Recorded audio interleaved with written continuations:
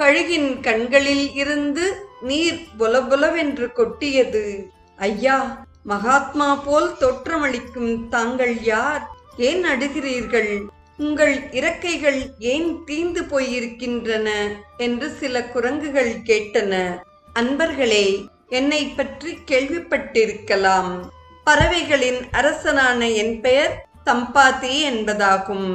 நீங்கள் குறிப்பிட்ட ஜட்டாயு என் இளைய சகோதரனாவான் என்று நெஞ்சம் விம்மக் கூறினார் சம்பாதி.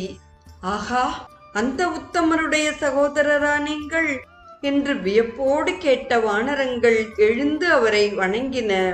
அன்பர்களே, முன்னர் கர்தமர், விக்ரீதர், சேஷர், சம்ஸ்ரயர், தானு, மரீச்சி, அத்திரி, கிரது, புலஸ்தியர், அங்கீரஸ், பிரச்சேதஸ், புலகர், தக்ஷர், விவஸ்வான், கஷ்யபர் என்ற பிரஜாபதிகள் இருந்தனர். தக்ஷ பிரஜாபதிக்கு 60 பெண்கள்.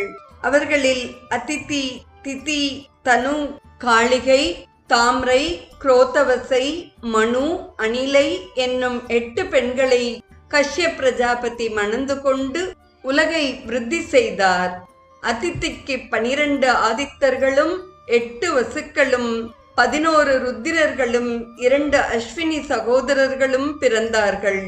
திதியிடத்தில் தைத்தியர்கள் உண்டானார்கள். தனுவுக்கு அஸ்வக்ரீவன் என்ற அசுரன் பிறந்தான்.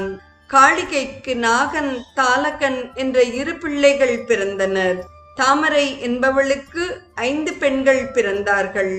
கிரௌஞ்சி, பாசி, சேனி, திருத்தராஷ்டிரி, சுக்கி என்று அவர்கள் அழைக்கப்பட்டார்கள். கிரௌஞ்சியிடம் கோட்டான்கள் பிறந்தன. பாசி என்பவளுக்கு கோழிகள் பிறந்தன. சேனி மூலம் கழுகுகளும் பருந்துகளும் உண்டாயின.